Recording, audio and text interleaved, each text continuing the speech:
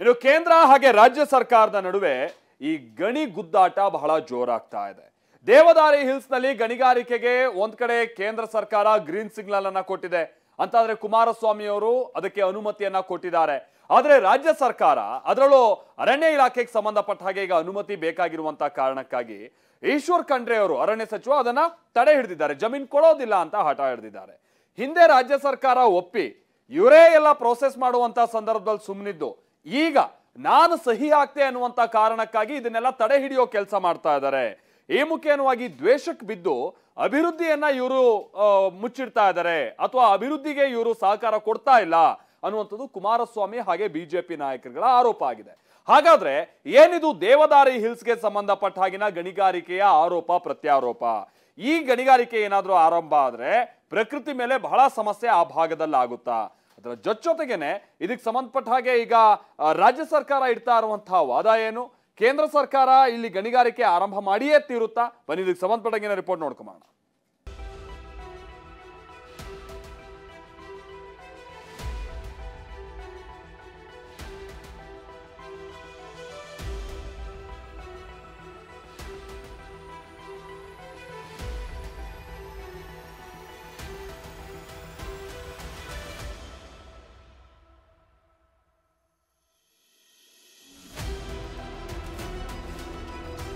ಸ್ವಚ್ಛಂದವಾಗಿರೋ ಕಾಡು, ಪ್ರಕೃತಿಯ ಸೌಂದರ್ಯ ಕಣ್ಣಿಗೆ ಕುಗ್ತಿದೆ.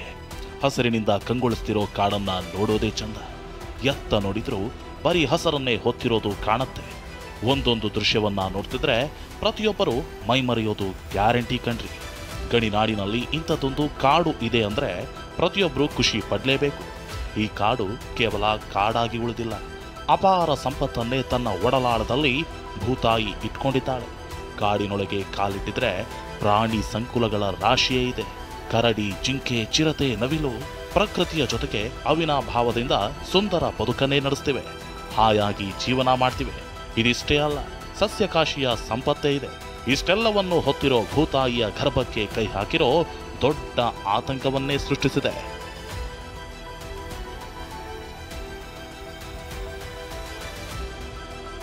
ಸಂಡೂರು ತಾಲೂಕು ವ್ಯಾಪ್ತಿಯಲ್ಲಿ ಬರೋ ಈ ದೇವದಾರಿ ಬೆಟ್ಟವನ್ನ ನೋಡೋದಕ್ಕೆ ಚಂದ.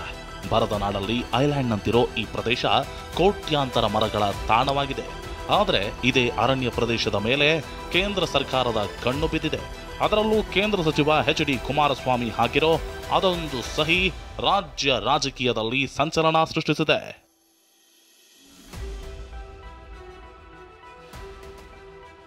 ಸುಂದರವಾದ ಬೆಟ್ಟದ ಮಧ್ಯೆ ಗಣಿಗಾರಿಕೆ ಎಗ್ಗಿಲ್ಲದೆ ನಡೀತಿದೆ. ಲಾರಿಗಳ ಸದ್ದು ಜೋರಾಗಿದೆ. ದಿನನಿತ್ಯ 106 ಲಾರಿಗಳು ಓಡಾಡ್ತಿವೆ. ಕೆಂಪು ಮಣ್ಣು ಮುಗಿಲೆತ್ತರಕ್ಕೆ ಏರಿಳ್ತಿದೆ. ಹೌದು, ಬಳ್ಳಾರಿಯ ಆಕ್ಸಿಜನ್ ಬ್ಯಾಂಕ್ ಆಗಿರೋ ಸಂಡೂರಿಗೆ ಮತ್ತೆ ಗಣಿ ವಿಸ್ತರಣೆ ಆತಂಕ ಶುರುವಾಗಿದೆ. ಕೇಂದ್ರ ಸಚಿವ ಕುಮಾರಸ್ವಾಮಿ ಅಂಕಿತ ಹಾಕ್ತಿದ್ದಂತೆಯೇ ಪರಿಸರ ಪ್ರೇಮಿಗಳಲ್ಲಿ ತೀವ್ರ ವಿರೋಧಕ್ಕೆ ಕಾರಣವಾಗಿದೆ. ಪರಿಸರ ಪ್ರೇಮಿಗಳ ಕಣ್ಣು ಕೆಂಪಗಾಗಿಸಿದೆ.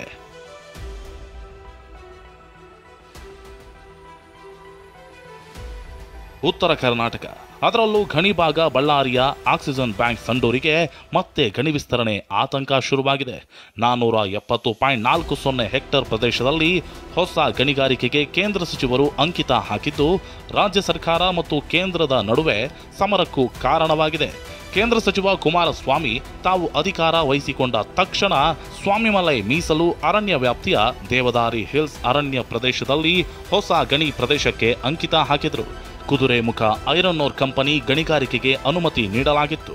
ಇದಕ್ಕೆ ಕೇಂದ್ರ ಸಚಿವ ಕುಮಾರಸ್ವಾಮಿ ಅಂಕಿತ ಹಾಕುತ್ತಿದ್ದಂತೆಯೇ ಪರಿಸರ ಪ್ರೇಮಿಗಳ ವಿರೋಧ ವ್ಯಕ್ತವಾಗಿದೆ. ಅಷ್ಟೇ ಅಲ್ಲ, ಕ್ಷಿಪ್ರವಾಗಿ ಹೆಜ್ಜೆ ಇಟ್ಟಿರುವ ರಾಜ್ಯ ಸರ್ಕಾರದ ಅರಣ್ಯ ಸಚಿವ ಈಶ್ವರ್ ಖಂಡ್ರೆ ಗಣಿಗಾರಿಕೆಗೆ ಬ್ರೇಕ್ ಹಾಕುವ ನಿರ್ಧಾರ ಕೈಗೊಂಡಿದ್ದಾರೆ. ಈ ಮೂಲಕ ಬರೋಬ್ಬರಿ 1 ಲಕ್ಷ ಮರಗಳ ಮಾರಣ ಹೋಮ, ಜೀವ ಸಂಕುಲಕ್ಕೆ ಬೀಳಬಹುದಾದ ಹೊಡೆತಕ್ಕೆ ತಾತ್ಕಾಲಿಕ ಬ್ರೇಕ್ ಬಿದ್ದಿದೆ.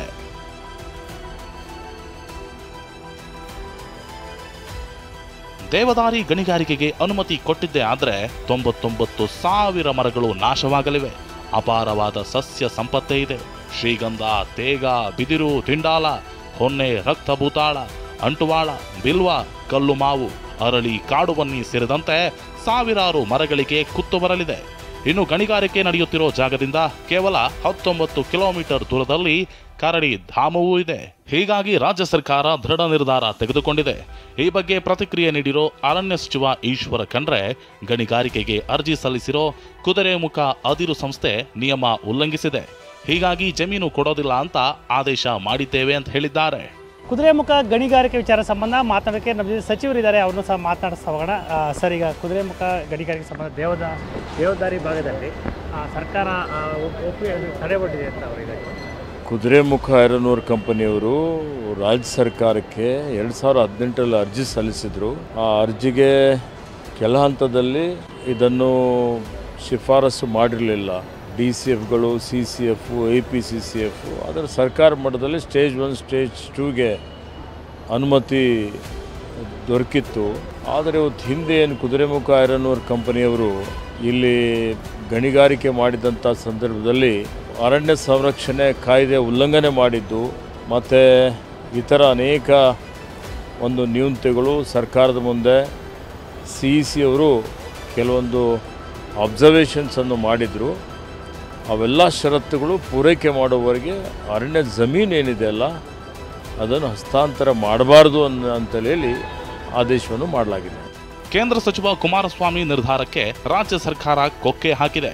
ದೇವದಾರಿ ಅರಣ್ಯ ಪ್ರದೇಶದಲ್ಲಿ ಗಣಿಗಾರಿಕೆಗೆ ರಾಜ್ಯ ಸರ್ಕಾರ ಆಕ್ಷೇಪ ವ್ಯಕ್ತಪಡಿಸಿ ನಿರ್ಧಾರ ಕೈಗೊಂಡಿದೆ. KIOCL ಕಂಪನಿ ಜೊತೆಗೆ ಅರಣ್ಯ ತಿರುವಳಿ ಗುತ್ತಿಗೆ ಪತ್ರ ಮಾಡಿಕೊಳ್ಳದಂತೆ ಅರಣ್ಯ ಸಚಿವ ಖಂಡ್ರೆ ಸೂಚನೆ ನೀಡಿದ್ದಾರೆ. ಅರಣ್ಯ ಇಲಾಖೆ ಅಪರ ಕಾರ್ಯದರ್ಶಿಗಳಿಗೆ ಅರಣ್ಯ ತಿರುವಳಿ ಗುತ್ತಿಗೆ ಪತ್ರ ಮಾಡಿಕೊಳ್ಳದಂತೆ ಸೂಚನೆ ನೀಡಲಾಗಿದೆ. ಸಂಡೂರು ತಾಲೂಕಿನ ದೇವದಾರಿ ಹಿಲ್ ಪ್ರದೇಶದಲ್ಲಿ ಅದಿರು ಗಣಿಗಾರಿಕೆಗೆ ಅರಣ್ಯ ತಿರುವಳಿ ಪಡೆದಿರುವ KIOCL ಕಂಪನಿಗೆ ಅರಣ್ಯ ಇಲಾಖೆಯಿಂದ ಅರಣ್ಯ ತಿರುವಳಿ ಗುತ್ತಿಗೆ ಪತ್ರಕ್ಕೆ ಸಹಿ ಹಾಗೂ ಜಮೀನು ಹಸ್ತಾಂತರ ಬಾಕಿ ಇದೆ. ಈ ಸಂಸ್ಥೆಯಿಂದ ಕುದುರೆಮುಖ ರಾಷ್ಟ್ರೀಯ ಉದ್ಯಾನ ವ್ಯಾಪ್ತಿಯಲ್ಲಿ ಈ ಹಿಂದೆ ಗಣಿಗಾರಿಕೆ ನಡೆದಿತ್ತು. ಹಿಂದೆ ನಡೆದ ಗಣಿಗಾರಿಕೆಯಲ್ಲಿ ಲೋಪದೋಷ ಎಸಗಿದ್ದ ಕಂಪನಿ ಅರಣ್ಯ ಇಲಾಖೆ ನಿಯಮ ಉಲ್ಲಂಘನೆ ಮಾಡಿ CEC ನಿಯಮಗಳನ್ನು ಗಾಳಿಗೆ ತೂರಿತ್ತು. ಇದೀಗ ದೇವದಾರಿ ಹಿಲ್ ಗಣಿಗಾರಿಕೆಯಿಂದ 99,330 ಮರಗಳು ನಾಶವಾಗುವ ಆತಂಕ ಎದುರಾಗಿದೆ. ಇನ್ನು ಗಣಿ ವಿಸ್ತರಣೆಗೆ ಸಹಿ ಹಾಕಿದ್ದಾರೆಂದು ಆರೋಪ ಹೊತ್ತಿರೋ ಕೇಂದ್ರ ಸಚಿವ ಕುಮಾರಸ್ವಾಮಿ ಮಾತನಾಡಿ, ಗಣಿಗಾರಿಕೆಗೆ ಅವಕಾಶ ಕೊಟ್ಟಿದ್ದಕ್ಕೂ ನನಗೂ ಯಾವ ಸಂಬಂಧವೂ ಇಲ್ಲ. ಆ ಕಂಪನಿ ಚಟುವಟಿಕೆ ಮುಂದುವರಿಸಲು ನಾನು ಸಹಿ ಹಾಕಿರೋದು. ನನ್ನಿಂದ ಹೊಸ ಮೈನಿಂಗ್ ಮಾಡುವ ಯಾವ ನಿರ್ಧಾರವಾಗಿಲ್ಲ ಅಂತ ಸ್ಪಷ್ಟನೆ ನೀಡಿದರು. ಈಗ ಕುಮಾರಸ್ವಾಮಿ ಮೊದಲನೇ ಸೈನ್ ಆಗ್ತಾ ಅಂತೇಳಿ ಆ ಯೋಜನೆ ನಿಲ್ಲಿಸಬೇಕು ಅಂತೇಳಿ ನೆನ್ನೆ ದಿನ ತೀರ್ಮಾನ ಮಾಡ್ಕೊಂಡಿದ್ದಾರೆ. ಆ ಯೋಜನೆ ಮಾಡಬೇಕು ಅಂತ ಹೇಳಿ ಮುಂದುವರಿಸಲಿಕ್ಕೆ ಆ ಕಂಪನಿಗೆ ಭೂಮಿ ಕೊಟ್ಟವರು ಯಾರು? ಇದೇ ಸಿದ್ದರಾಮಯ್ಯ ಸರ್ಕಾರ ಕೊಟ್ಟರು 2016. ಈ ರೀತಿ ನನ್ನ ಮೇಲೆ ಇರೋ ಸಿಟ್ಟಿಗೆ ಈ ರೀತಿ ಮಾಡ್ಕೊಂಡು ಹೋಗೋದ್ರಿಂದ ಆಮೇಲೆ ಜನಗಳಲ್ಲಿ ಏನೋ ಕುಮಾರಸ್ವಾಮಿನೇ ಬಂದು ಅದು ಯಾವುದೋ ಹೊಸ ಐರನ್ ಕೊಟ್ಟ ಅನ್ನೋ ರೀತಿಯಲ್ಲಿ ಬಿಂಬಿಸ್ಕೊಂಡು ಕೂತವ್ರೆ. ನನಗೂ ಐರನ್ ಓರನ್ನು ಅಲ್ಲಿ ಎತ್ತಲಿಕ್ಕೆ ಅವಕಾಶ ಕೊಟ್ಟಿರೋದು ನನಗೂ ಅದಕ್ಕೂ ಸಂಬಂಧ ಇಲ್ಲ. ಕುದುರೆಮುಖ ಅದಿರು ಸಂಸ್ಥೆಯಿಂದ ನಿಯಮ ಉಲ್ಲಂಘನೆಯಾಗಿದೆ. ಹೀಗಾಗಿ ದೇವದಾರಿ ಬೆಟ್ಟದಲ್ಲಿ ಗಣಿಗಾರಿಕೆಗೆ ಅನುಮತಿ ಕೊಡಲ್ಲ ಅನ್ನೋದು ರಾಜ್ಯ ಸರ್ಕಾರದ ವಾದ. ಆದರೆ ಇದಕ್ಕೆ ಬಿಜೆಪಿ ಬೇರೆಯದ್ದೇ ಸಮರ್ಥನೆ ಕೊಡ್ತಿದೆ. ಕೇಂದ್ರ ನಿರ್ಧಾರ ಕೈಗೊಂಡ್ರೆ ರಾಜ್ಯ ಸರ್ಕಾರಕ್ಕೆ ಆಗಲ್ಲ. ದೇವದಾರಿ ಗಣಿಗಾರಿಕೆಗೆ ರಾಜ್ಯ ಸರ್ಕಾರ ಅಡ್ಡಗಾಲು ಹಾಕ್ತಿದೆ ಅಂತ BY ವಿಜಯೇಂದ್ರ ಆರೋಪಿಸಿದ್ದಾರೆ.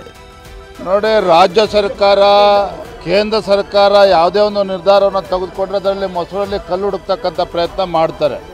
ಒಟ್ಟಾರೆಯಾಗಿ ತಾತ್ಕಾಲಿಕ ಗಣಿಗಾರಿಕೆಗೆ ಬ್ರೇಕ್ ಬಿದ್ದಿದೆ. ಹಾಗಂತ ಶಾಶ್ವತವಾಗಿ ಗಣಿಗಾರಿಕೆ ಭೂತ ಅಲ್ಲಿಂದ ಕಾಲ್ಕಿತ್ತಿಲ್ಲ.